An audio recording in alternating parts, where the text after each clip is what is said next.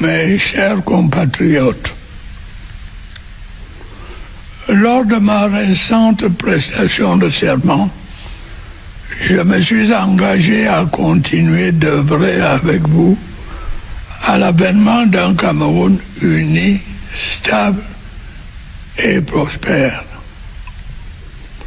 L'atteinte de cet objectif est, à mes yeux, une mission sacrée. C'est une mission à laquelle j'entends, comme par le passé, continuer à consacrer tout mon temps et toute mon énergie. J'y suis tenu en raison de la confiance que vous n'avez cessé de me témoigner depuis mon accession à la magistrature suprême. Vous venez d'ailleurs de me renouveler cette confiance de manière éclatante lors du scrutin du 12 octobre dernier. Je voudrais y voir un témoignage de satisfaction pour ce que nous avons accompli ensemble jusqu'alors et un engagement à poursuivre avec encore plus de détermination nos efforts communs pour faire avancer notre pays. Mes chers compatriotes, au cours de l'année qui s'achève, comme du septennat qui vient de s'écouler, nous avons ensemble, avec succès, relevé de nombreux défis. D'autres défis encore plus aigus nous attendent pendant l'année qui commence et le septennat que nous entamons. Je ne doute cependant pas de notre capacité commune à les relever victorieusement. Si nous restons unis, rien ne nous sera impossible. Nous ne manquons en effet ni de courage, ni d'ingéniosité, ni de détermination. Mes chers compatriotes, il est incontestable que des progrès remarquables ont été réalisés dans différents domaines cette année, en dépit de nombreuses contraintes internes et externes. Au plan politique, notre système démocratique a, une fois de plus, démontré sa vitalité. L'organisation réussie de l'élection présidentielle, comme celle des régionales, confirme que la démocratie s'est véritablement enracinée dans notre pays. Malgré les soubresauts qui ont suivi l'élection présidentielle, du fait de certains leaders politiques irresponsables, l'immense majorité de nos compatriotes a fait preuve d'une grande maturité. Ensemble, nous avons su préserver ce que nous avons de plus précieux: l'unité nationale, la paix et la stabilité. Au plan sécuritaire, nos forces de défense et de sécurité, dont je ne cesserai de louer le professionnalisme, ont continué à combattre les terroristes et autres criminels qui menacent la sécurité de nos populations et de leurs biens. Au plan économique et financier, les réformes structurelles que nous avons mises en œuvre avec l'appui de nos partenaires internationaux ont permis d'améliorer le profil de nos finances publiques et de préserver les grands équilibres macroéconomiques. Les ressources allouées au budget d'investissement ont connu une augmentation significative. Malgré les aléas de la conjoncture internationale, les mesures nécessaires ont été prises pour maîtriser l'inflation et accroître la production locale. L'exécution de multiples projets s'est poursuivie ou a été lancée dans différents domaines afin de répondre aux préoccupations des populations et d'améliorer leur bien-être. Ainsi, l'offre en énergie électrique a continué de s'accroître avec l'entrée en service du barrage de Nachtigal et de nombreuses centrales solaires, principalement dans les régions septentrionales. La construction de nouvelles lignes de transport de l'électricité et la réhabilitation du réseau existant progressent. L'achèvement de ces chantiers permettra de mieux desservir les industries et les ménages en énergie électrique. J'ai par ailleurs instruit la reprise de la société Eneo, ce qui constitue une étape décisive dans la restauration de notre souveraineté énergétique et la maîtrise de la réforme d'un secteur névralgique qui nécessite d'importants investissements. Des avancées significatives ont également été enregistrées dans l'approvisionnement en eau potable de nos populations, tant dans les centres urbains qu'en milieu rural. Les travaux de réhabilitation et d'extension des réseaux de distribution d'eau potable que nous avons engagés à cet égard vont s'intensifier afin de répondre aux besoins en la matière. La question de l'amélioration de la situation de nos infrastructures routières est, je puis vous l'assurer, au centre de mes préoccupations comme des vôtres. Ainsi que je l'ai récemment annoncé, un programme spécial de réhabilitation des axes routiers dégradés et de construction de nouvelles routes sera lancé au courant de l'année qui commence. Il permettra notamment d'améliorer la mobilité urbaine et interurbaine, ainsi que l'accès aux bassins de production. Dans la même lancée, nous poursuivrons avec plus d'intensité encore les efforts visant à accroître les performances des systèmes éducatifs et de santé publique. Nous accorderons parallèlement une attention encore plus soutenue au développement du numérique, au renforcement de notre tissu industriel, à la transformation agroalimentaire et à l'assainissement du climat des affaires. Camerounaises, Camerounais, mes chers compatriotes, ainsi que vous l'aurez constaté, grâce au travail acharné du gouvernement, avec la précieuse contribution de nos vaillantes populations, le Cameroun a poursuivi d'un pas ferme sa marche résolue vers le progrès. Cette réalité est visible, palpable, observable par tous.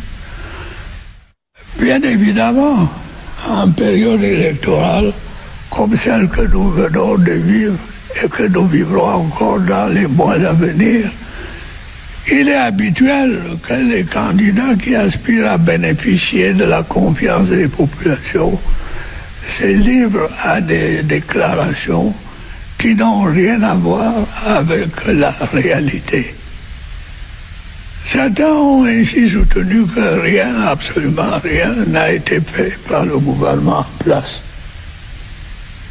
Ils vous ont parallèlement promis monts et merveilles et ont prétendu résoudre d'un coup de baguette magique tous les problèmes auxquels vous êtes confrontés. Rien n'est plus faux. je n'ai cessé et ne cesserai de vous mettre en garde contre ces marchands d'illusions. Pour ma part, depuis mon accession à la magistrature suprême, j'ai fait le choix de vous dire la vérité. Je n'ai jamais essayé de vous dissimuler les difficultés auxquelles nous sommes confrontés, du fait principalement d'un contexte international de plus en plus complexe. Ces difficultés qui retardent ou entravent la mise en œuvre des projets dédiés à l'amélioration de votre bien-être ne sont cependant pas insurmontables. Nous l'avons prouvé hier, nous le prouvons aujourd'hui et nous le prouverons encore demain, ensemble. Mes chers compatriotes, fidèle à ce devoir de vérité que je viens d'évoquer, je n'ai pas de peine à reconnaître qu'en dépit du bilan appréciable que je viens de vous présenter, des efforts soutenus doivent encore être engagés sans délai pour améliorer de manière significative vos conditions de vie. C'est ce à quoi s'attellera en priorité le gouvernement que je mettrai en place dans les prochains jours.